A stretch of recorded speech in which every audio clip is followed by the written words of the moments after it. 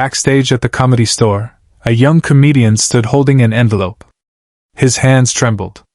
The paper was old, yellowed at the edges, folded and unfolded so many times the creases had worn thin. He'd carried it for 15 years. Tonight, he would finally show it to the man who wrote it. Robin Williams was finishing his set. The crowd roared with laughter. But in 60 seconds that laughter would turn to silence. Because what was about to happen had never happened before in Robin's 40-year career. And no one, not even Robin himself, saw it coming. The stage manager gave the signal. The young comedian took a breath and walked toward the wings. Robin was coming off stage, still riding the high of the performance, sweat on his brow, that familiar electric energy radiating from him. Then he saw the envelope. And he stopped. Just stopped. His eyes locked onto that piece of paper, and for the first time in decades, Robin Williams had no words. Because 15 years ago, Robin had written a letter to a boy he'd never met. And now, that boy was standing in front of him. If you want to know what happened next, subscribe now, because the most powerful moment of Robin's life is just ahead. It was 1994. Robin Williams was at the peak of his fame. Mrs. Doubtfire had just become a global phenomenon. He was everywhere: talk shows, magazine covers, award ceremonies. But fame had a price. The schedule was relentless. The pressure was suffocating. And in the rare quiet moments, Robin felt something he rarely admitted to anyone: loneliness. One afternoon, between interviews, his assistant handed him a stack of fan mail. Most were the usual requests for autographs, photos, thank you notes. But one letter was different. It was handwritten in a child's careful script. The return address was a children's hospital in Ohio. The boy's name was Michael. He was 10 years old. He had leukemia. He wrote that watching Robin's movies was the only thing that made him forget the pain. He didn't ask for an autograph. He didn't ask for money.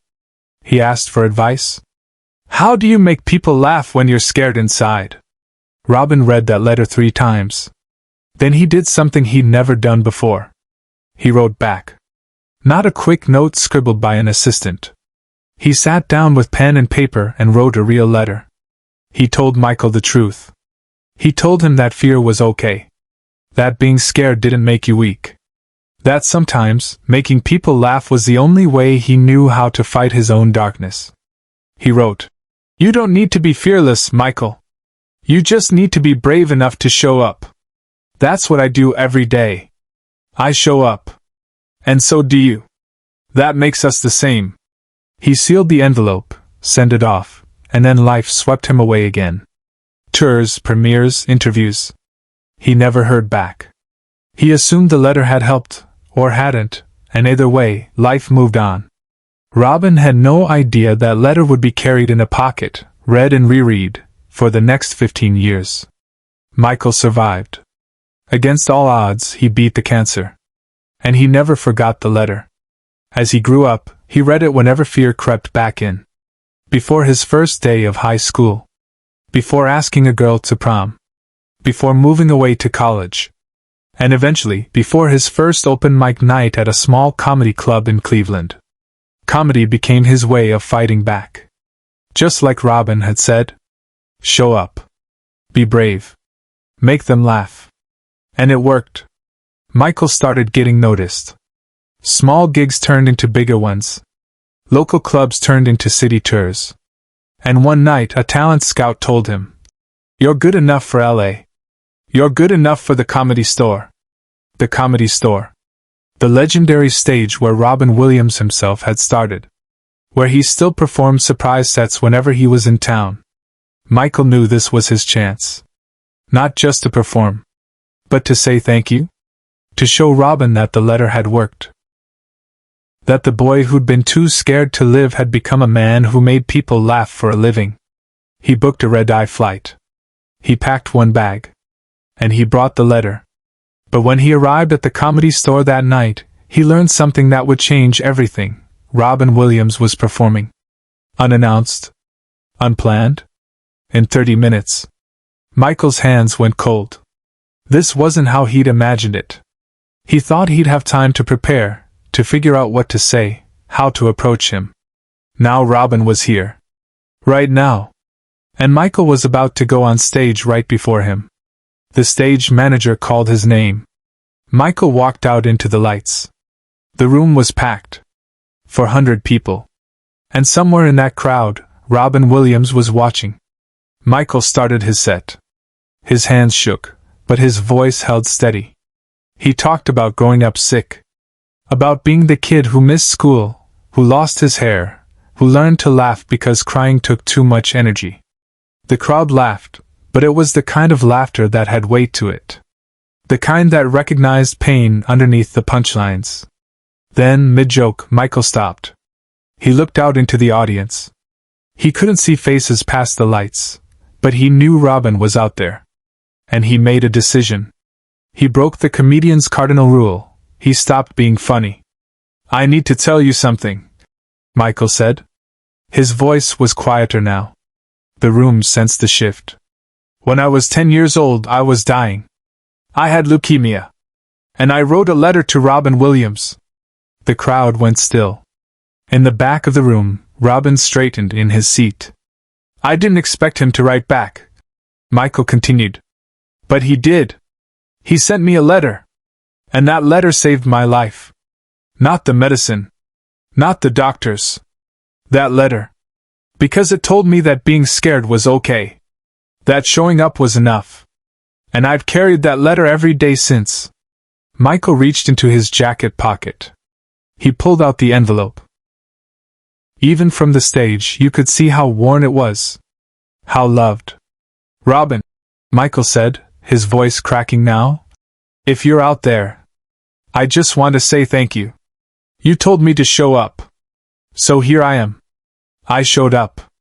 The room erupted. Not with laughter. With applause. Raw, thunderous applause.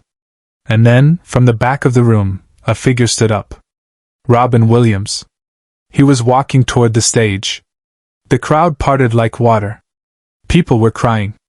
Robin's eyes were wet. He climbed onto the stage. Michael stood frozen, still holding the letter. Robin looked at him, really looked at him, and then he did something no one expected. He pulled Michael into a hug. A real hug. The kind that said everything words couldn't. When they finally pulled apart, Robin took the microphone. His voice was thick with emotion. "I remember that letter," he said. "I remember that boy. And look at you now. Look at what you became." He turned to the audience. "This is what it's all about. Not the laughs. Not the applause. This moment right here. This is why we do it." Then Robin turned back to Michael. And he said something that would become the most quoted line of his career.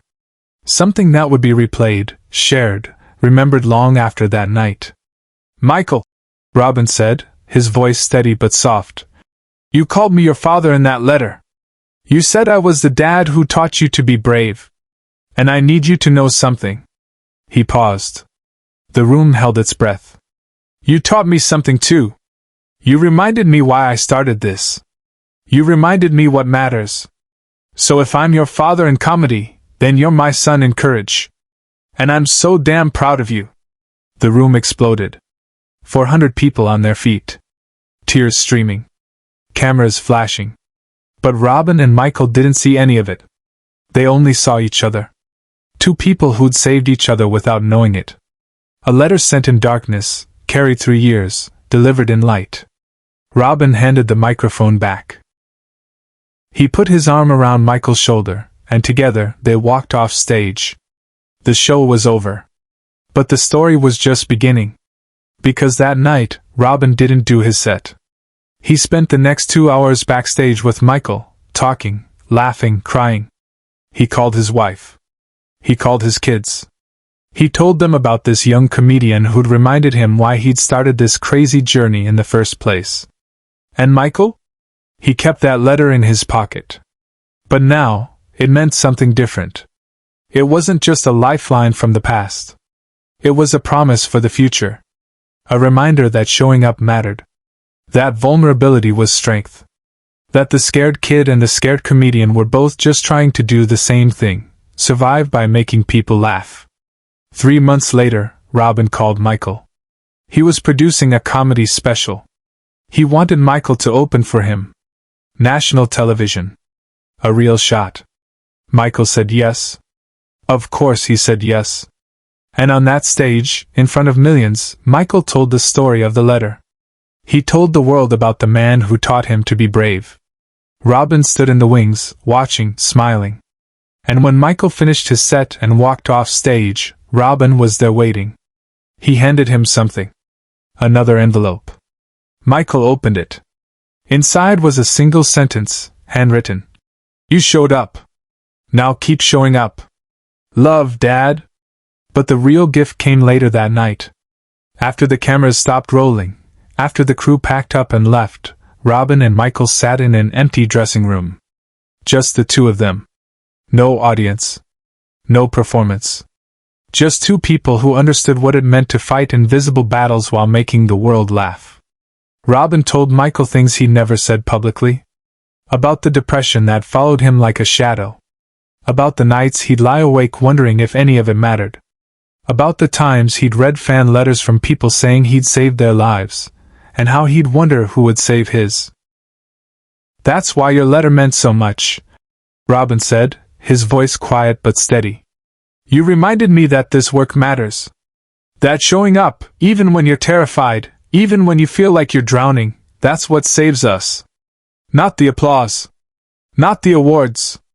The connection. The moment when someone looks at you and says, "Me too. I'm scared too." Michael listened, and he understood something profound. Robin Williams, the man who'd made billions laugh, who seemed invincible behind the comedy, was just as human as the scared 10-year-old boy who'd written that letter. They were mirrors of each other. Both warriors fighting the same battle, separated only by time. I want to tell you something, Michael said. That letter you wrote? I've read it probably 1,000 times. And every time, I noticed something different. But there's one line I never understood until tonight. Which one? Robin asked. You wrote, "The bravest thing you'll ever do is let people see you're scared." I always thought that was about me. About my fear. But it wasn't, was it? You were talking about yourself. Robin's eyes glistened. He nodded slowly. Yeah. I was. I still am. They sat in silence for a moment. The kind of silence that holds more truth than words ever could. Then Robin spoke again. You know what the hardest part is? Everyone thinks comedy is about making people laugh. But it's not. It's about making people feel less alone. Every joke, every bit, every silly voice, it's all just a way of saying, hey, I see you. I feel what you feel. You're not crazy. You're not broken. You're human. And when someone like you writes back and says, I hear you too, that's when it all makes sense. Michael pulled out the original letter from his pocket. The paper was so fragile now it looked like it might disintegrate. I'm going to frame this, he said. Not to put on a wall, but to remind myself that words matter. That showing up matters. That one moment of honesty can change everything. Robin smiled. Don't frame it yet. Keep carrying it. Because every time you're about to walk on stage and that fear hits you, every time you think you're not good enough or brave enough or funny enough, you pull that out.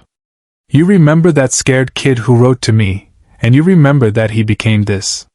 He became you. And you show up anyway. Michael never stopped carrying letters after that. But now, he wrote them too.